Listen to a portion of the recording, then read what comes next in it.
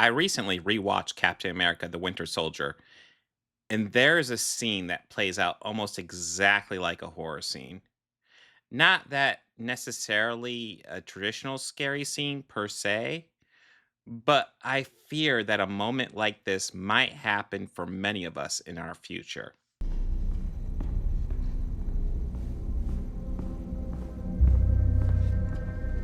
A person is given an order from a superior, outranking to be more accurate, officer, Preempt the launch sequence. Send those ships up now. Is there a problem? and that person knows it is immoral. The person does the ethical thing and declines to follow the order. Is there a problem? Sorry, sir.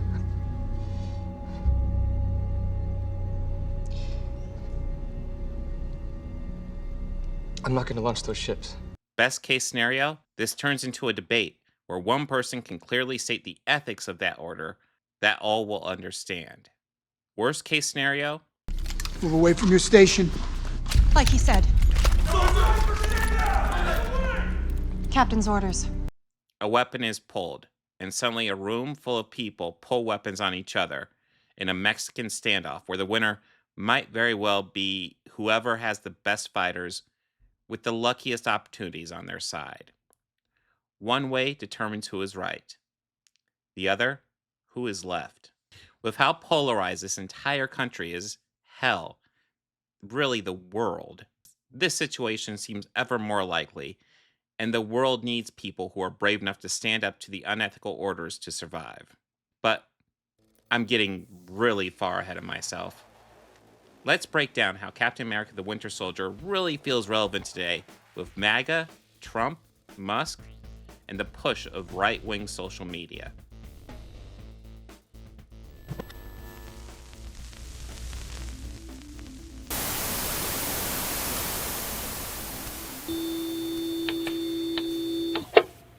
Captain America the Winter Soldier was released in April of 2014 and was written by Christopher Marcus and Stephen McFeely and directed by Joe and Anthony Russo. The film stars Chris Evans as Captain America, aka Steve Rogers, a man very literally out of time, a super soldier from the 40s who was made to fight in World War II. He was frozen for nearly 70 years, and now he is in the modern day. He works for S.H.I.E.L.D. because it was co-founded by his girlfriend from the 40s, Peggy Carter, played by Haley Atwell. The film opens on a super simple scene of Steve and Sam, Anthony Mackie, doing laps.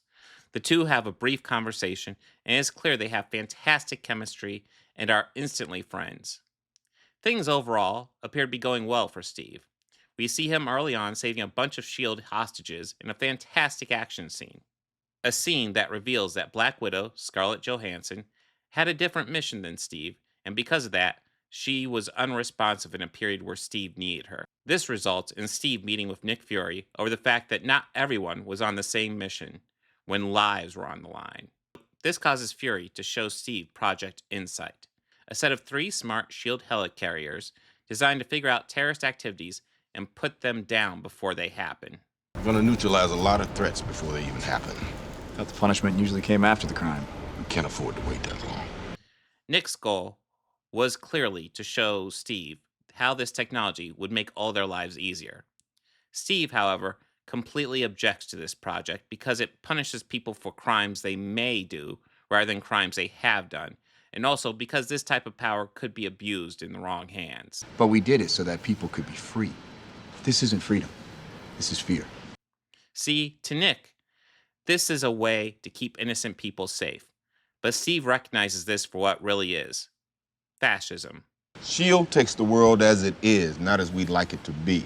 And it's getting damn near past time for you to get with that program, Cap. Don't hold your breath. A brutal way to silence anyone who gets in your way. It's something that Donald Trump is a big fan of. The most obvious recent example is the case of Mohammed Khalil, who was arrested and threatened with illegal deportation, even though he has a green card, for doing free speech that Trump doesn't like. That's why he wants to silence reporters, like he did with the Associated Press, who are no longer allowed in his press briefings, and discredit them to his cult of brain-dead followers. And I want you all to know that we are fighting the fake news. It's fake, phony, fake.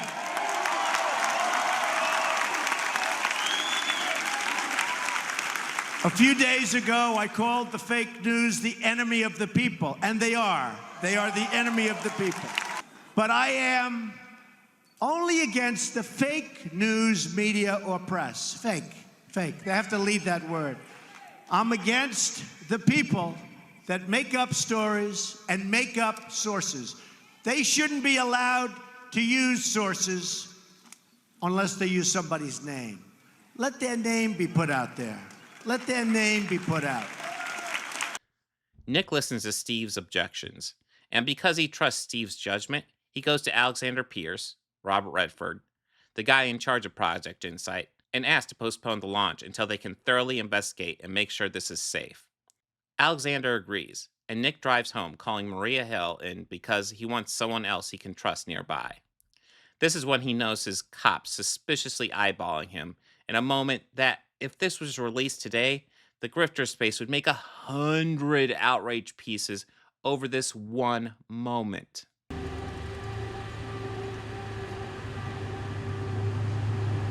Want to see my lease?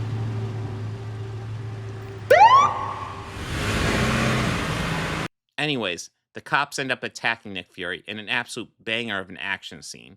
This is where we first meet the Winter Soldier, who almost kills Fury, but Fury manages to escape using a spark pen thingy to dig a hole through the street. Comic books and comic book movies are really weird. We catch up with Steve going home to his apartment, having a quick chat with his neighbor, who is doing laundry. They have a flirtatious exchange that has her saying no to a cup of coffee with him, but also adding that she doesn't want him to go too far, in a moment that plays like crazy mixed signals being sent by her. It makes more sense when we learn more about her, but still, this flirtation feels like her playing a bit with his emotions. Anyways, she mentions that he left his stereo on when he went to work. This causes Steve to sneak into his place through the window, where he encounters Nick, chilling in his place, sitting in the dark, blasting Steve's old music. Steve comments on how Nick doesn't have a key. They have a brief exchange about secrecy when Steve turns on the light and sees how beaten up Nick is. Nick warns Steve that ears everywhere and shield compromised through text on his phone screen, but before they can get too far into details, a massive hole is punched through Steve's wall behind Nick, throwing him to the ground. Steve drags Nick away. Nick offers Steve a flash drive, saying simply, "Don't trust anyone." This is when his neighbor comes in wielding a gun and identifying herself as Agent 13, a SHIELD agent assigned to watch Steve on Nick's orders. She calls medics in for Nick, while Steve pursues the shooter, that the audience recognizes as the Winter Soldier. Steve loses him, and we cut to the hospital where Steve, Natasha, and Maria Hill are watching Nick in critical condition as the doctors try and fail to save him. Steve and Natasha are standing vigil over Nick's body when Maria indicates that she needs to move the body. Natasha begins to question why Nick was at Steve's apartment when Rumlow interrupts, telling Steve that S.H.I.E.L.D. has questions for him. Steve heads out with Rumlow, and the audience sees that he slipped Nick's flash drive into a nearby vending machine as it was being refilled. Steve reports to Alexander Pierce, and as he comes to the office, he sees Agent 13 reporting to Pierce. Alexander proceeds to tell Steve a bunch of his backstory and history with Nick, and why he trusts him, but then proceeds to give Steve a bunch of evidence that indicates Nick hired the pirates, including Batroc the Leaper, that Steve and the other agents defeated earlier in the movie.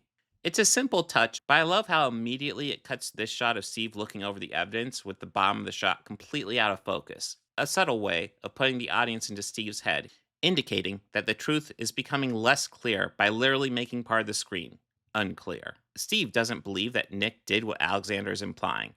Alexander then gives a very underscored but very villainous speech about how the world needs torn down to create a better one.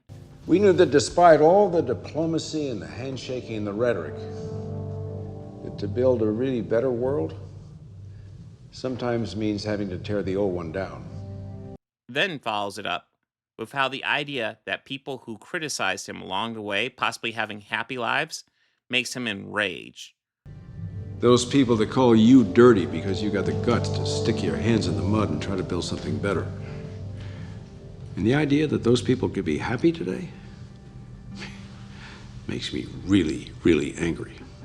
Which is an intensely fascist sentiment. I love Robert Redford's performance here because he doesn't go over the top or cheese this in any way.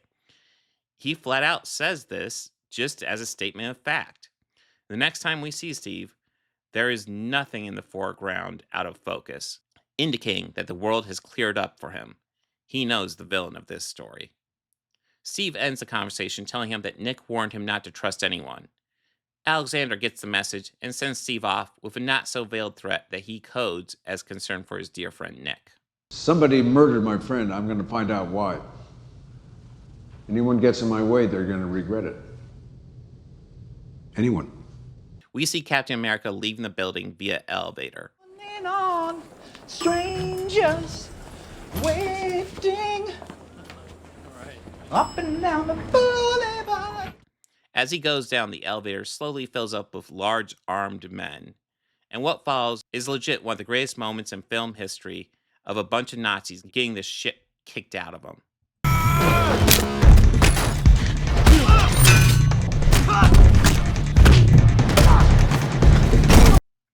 Afterwards, Steve is still stuck in the building and escapes via badassery by jumping out the elevator and using his shield to cushion the fall. Then grabbing a motorcycle, a moment that nicely mirrors Reb Brown's motorcycle days back in the 70s.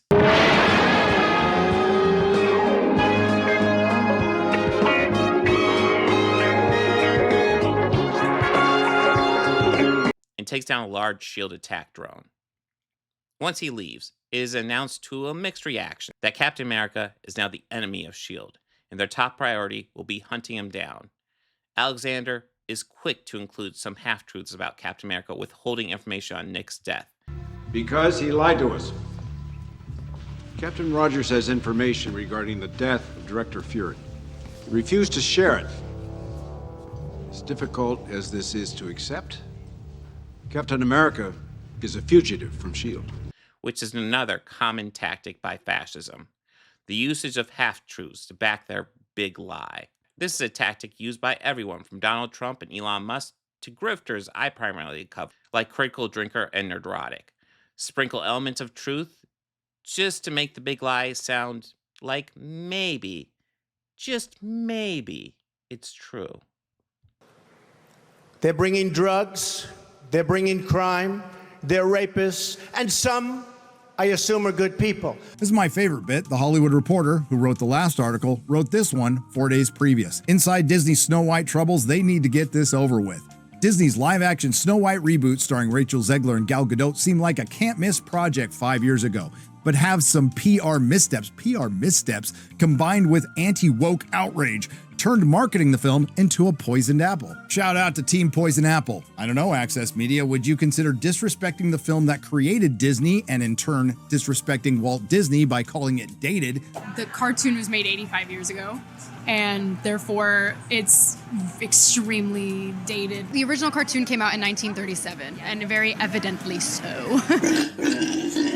Which in turn didn't just piss off one political sect, it pissed off the entire Disney fandom. I mean, I definitely had fun playing a particularly challenging game of Spot the White Guy with this trailer, because damn man, this one shows enough to fulfill Disney's entire DEI quota for the next 2 fiscal years. For example, check out this collection of Jedi Padawans and see if you can identify the one demographic that's mysteriously left out. You did not think this movie was going to perform very well, did you? No, I did not. No. And it hasn't, really, has it? No, it hasn't. No, it's, I don't know where we're at now, but the Disney didn't know it was going to perform well. That's why they floated out a lie of a $180 million budget. That's just an outright lie. Now, Disney does not have to tell the truth. You hear a lot of people say they have to tell the truth for their investors. Technically, yes. When in reality, the big lie is still just the same big lie it's always been. Steve goes to retrieve his flash drive from the vending machine, only to discover someone beat him to it. That someone was Natasha. After a brief exchange where they figure out if they can trust each other, they proceed to a public computer to attempt to see the contents of the drive. Once accessing the drive, S.H.I.E.L.D. is quick to track them down. They elude capture and get away in a car Steve steals. Another subtle reference to an earlier Captain America movie. Where did Captain America learn how to steal a car? Nazi Germany. And we're borrowing. Take your feet off the dash. In between this, we get to see how Alexander Pierce manipulates the council using many half-truths and even pretending like he has no interest in Project Insight launching. Again, fascist playbook stuff. The council falls for it and gives Alexander authorization to move forward with Project Insight. This council moves to immediately reactivate Project Insight. You want to say something snappy? Now would be a good time. Steve and Natasha arrive at where the flash drive pointed to, an old Al-commissioned military base that Steve used to train at. After some searching, they encounter Armin Zola, an old Nazi scientist who worked for Red Skull. He reveals that Hydra, the Nazi science division, have been growing and festering all over the world, and with Project Insight, they'll enact their plan, which will kill anyone who might potentially pose a threat to Hydra, now or in the future based on the computer's algorithm. This is pure fascism right here. The complete silencing of dissent to push their agenda. This is why channels like mine and others that speak out against this clear propaganda that many media figures push out will get bombarded by dislikes and hate comments. Their goal is to silence opposition to their message. Games for the win. You could call me Games. Been watching for a while and enjoy watching you and others. I just wanted to ask, who the hell is the organized chaos guy and why has he hate boner for you? I don't know. I know he's got a horrible voice for YouTube. Like I would use a voice changer or something. And I don't know. Maybe I had sex with his mom back in the 80s. Maybe I'm his dad. I don't fucking know. Oh, that's the one. That's the one who Tyrone is taking care of his kids, according to Eric July.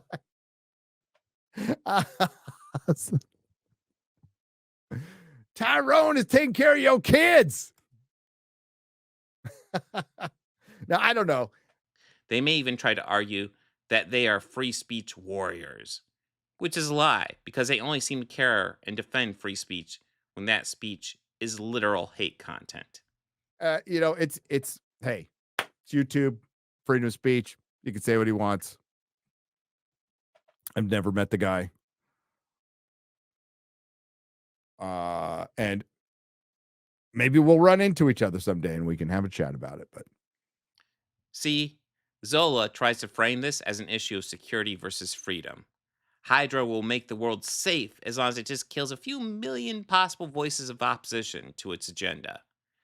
Its goal is to push humanity to give up its freedom through false flag operations and disinformation. Wow! Using disinformation to push an agenda? I'm sure glad no public figures do anything like that nowadays. The left-wing gender insanity being pushed on our children is an act of child abuse. Very simple. Here's my plan to stop the chemical, physical, and emotional mutilation of our youth. And on the surface, Thor Ragnarok seemed like great fun, at least until you started to look a bit deeper and realised that he basically spends the whole movie playing second fiddle to strong female character and strong female antagonist. What they have done to our country by allowing these millions and millions of people to come into our country, and look at what's happening to the towns all over the United States. And a lot of towns don't want to talk. It's not going to be Aurora or Springfield. A lot of towns don't want to talk about it because they're so embarrassed by it. In Springfield, they're eating the dogs, the people that came in. They're eating the cats. They're eating the pets of the people that live there. Captain America sees through this and recognizes the truth. This movie is not about security versus freedom. It's about freedom versus fascism. Side note, people criticize Zola's appearance in this movie as an old, massive computer, but I love this. It's some pure comic book crap. It allows Toby Jones to return and deliver a much-needed exposition dump with just so much cheese. It's so much fun. Zola reveals that the exposition dump is to distract them and allow S.H.I.E.L.D. Hydra to bomb the site and kill Steve and Natasha. Steve is able to get them to a safe location where he can use his shield to absorb most of the impact. We then cut to a quick moment where Alexander Pierce has a chat with the Winter Soldier, a chat his maid walks in on, making Pierce execute her. This scene is important because it solidifies Pierce as the flat-out villain, and we now also understand he is just a straight-up fascist. Steve and Natasha find that they have no place to go and end up visiting Steve's new friend Sam, who is more than happy to shelter Captain America. I'm sorry about this. We need a place to lay low. Everyone we know is trying to kill us. Not everyone. At Sam's, they figure out that Jasper Sitwell must be involved with Hydra. Here, Sam asks to join their team and shows off his falcon wings. Next, we cut to a key moment where Sitwell is seen walking with Senator Stern, who was last seen being addicted to Tony Stark in Iron Man 2. These two have a quick exchange where it's revealed that Stern is also a member of Hydra. Nice piano. Thank you. Come here. Hail Hydra. Wow! Fascists having positions of power in the government? What a bizarre fictional story that clearly doesn't have any counterparts in real life.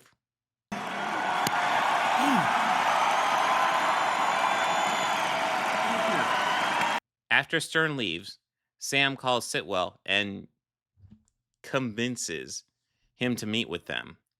They are able to get specific names from him of targets who will be eliminated if Insight goes active. Names include Doctor Strange and Hulk, but also includes a Val Victorian and others that appear to just be people living their lives. But because of some secret algorithm, their lives are forfeit because they might have the audacity to question Hydra's New World Order. We then cut to a car where the group is transporting Sitwell, and we learn we only have 16 hours until Project Insight is active. Sitwell doesn't last too long, as the Winter Soldier attacks and kills him very quickly, and throws the other three into a life-or-death struggle. So once again, a very cool action scene where it's revealed that the Winter Soldier is really Steve's old friend, Bucky Barnes. The result of this action scene is the team being captured by Hydra. This doesn't last long, as Maria Hill is undercover with Hydra and helps break them out and takes them to the once-thought-dead Nick Fury. Turns out, Fury faked his death to get off Hydra's radar. He is still pretty beat up from the experience, though. Meanwhile, Bucky is realizing Steve looks familiar, forcing Hydra to wipe his mind again. In a meeting with Nick and Maria, it's revealed that Nick has 3 computer chips that once plugged into the Insight helicarriers, it will shut down the entire program. This is when Steve makes sure to assert that S.H.I.E.L.D., as it currently exists, must be collapsed. It's been corrupted. We'll put a pin in this because we need to discuss this idea in greater detail. During this scene, we also get a great moment that does a good job setting up Sam as a successor to Steve's mantle. Don't look at me. I do what he does, just slower. We get a quick flashback establishing Steve and Bucky's relationship.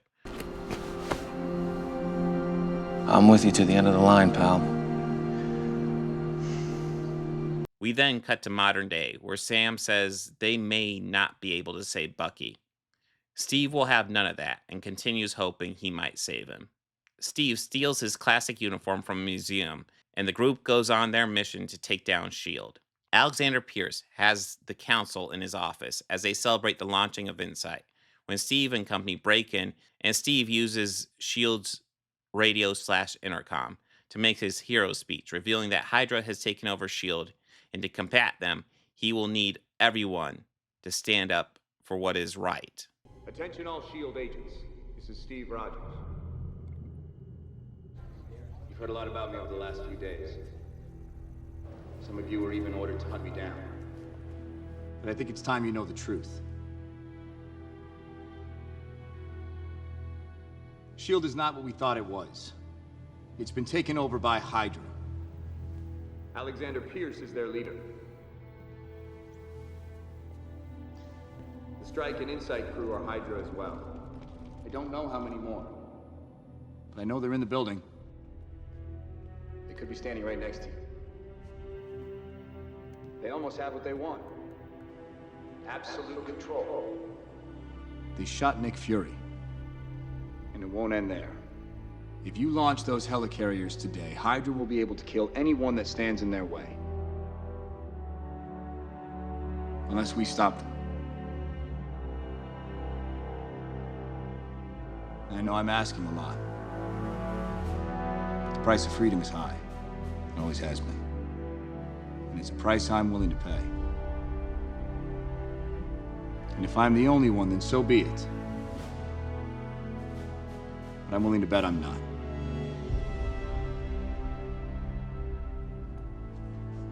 Did you write that down first? Or was it off the top of your head? And here we are, full circle, gun pointed ahead. This character is minor to the point where his name is just Launch Tech 1. The actor is Aaron Himmelstein, and he did get the chance to come back in Age of Ultron, where his name was revealed to be Cameron Klein. But right here, right now, he is less a character and more a representation. Fascism has taken over. He is the only thing stopping it from doing terrible things, and against all odds facing almost certain death, he says no. He stands in the way, and through his actions, the rest of the room finds itself in a Mexican standoff, some standing for freedom and some standing with fascism. The room ends up in a mess of flying bullets where Rumlow is able to get in and launch Insight. What follows is another fantastic action climax where Steve and Sam disable the helicarriers while Natasha and Nick confront Pierce. Eventually, the helicarriers are destroyed, Pierce is killed, and Steve is able to break through to Bucky to a degree, and most importantly, fascism is defeated. Yay! So we have to return to this idea Steve introduces. See, Nick wants to prune Hydra from S.H.I.E.L.D. He believes that S.H.I.E.L.D. is good, but just the Hydra elements are bad. Steve knows better. Hydra has their roots in S.H.I.E.L.D. since the beginning. That means there's too much rot, too much corruption, too much opportunity for it to gain power through S.H.I.E.L.D., even if all the bad actors are removed, which almost certainly won't happen. Fascism, when it takes hold, is an absolutely corrupting influence. The only way to gut its power is to rebuild with the fascist elements completely eliminated, and even then, the chance of future infection is still a real threat. And that brings us to where we sit right now in the United States. Right now, we have a president in Trump attempting to overturn birthright citizenship for most of the population, trying to push the idea that gender must be assigned at conception, trying to rename the Gulf of Mexico into the Gulf of America, ignoring the fact that the vast majority of the Gulf is actually owned by Mexico, hence the name. That people who question him are enemies of the United States. I think the bigger problem is the enemy from within, not even the people that have come in and destroying our country. By the way, totally destroying our country. The towns, the villages, they're being inundated. But I don't think they're the problem in terms of election day. I think the bigger problem are the people from within. We have some very bad people. We have some sick people, radical left lunatics. And I think they're and it should be very easily handled by, if necessary, by National Guard, or if really necessary, by the military, because they can't let that happen. An unparalleled amount of power given to Elon Musk, an unelected billionaire who seems dedicated to gutting all social programs and enriching himself with the money. Like, you could run a real pyramid scheme. Well, I mean, the government's one big pyramid scheme, if you ask me. Yeah, well, you can tell me better than anybody. Social Security is the biggest Ponzi scheme of all time. Before you argue, he's just gutting inefficiency. Keep in mind that there are oil companies being subsidized by the U.S. government who are making record profits. If he was actually interested in cutting government waste, maybe look there instead of fear-mongering over Social Security like he does in every interview. And if you're still not convinced Donald Trump and Elon Musk are fascist, here is Musk giving a Sig Heil during Trump's inauguration ceremony.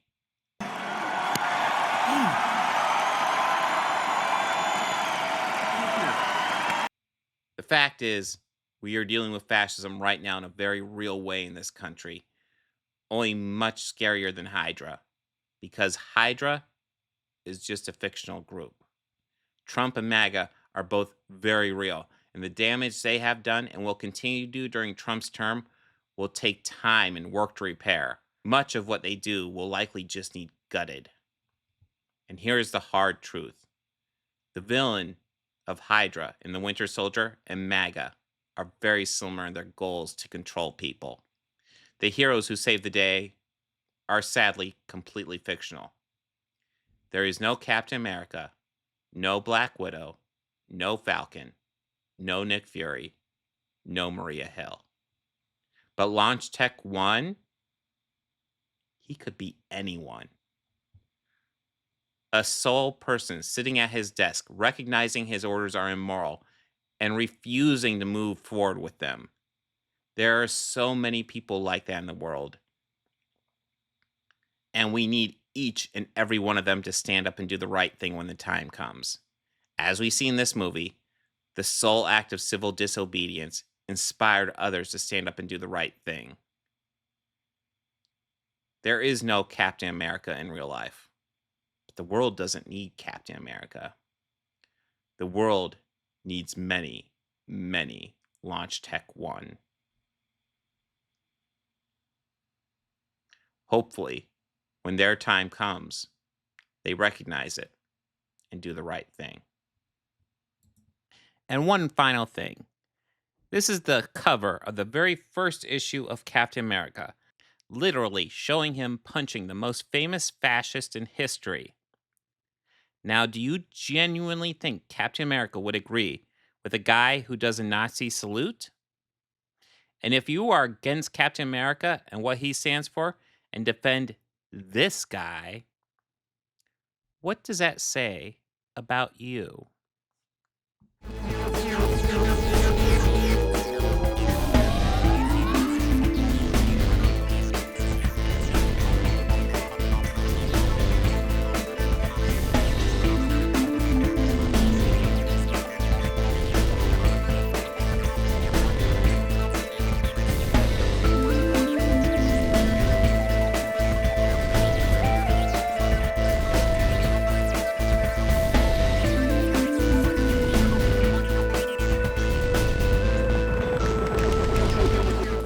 Books, records, films, these things matter. Call me shallow. It's the fucking truth. Oh, man. I am so fired.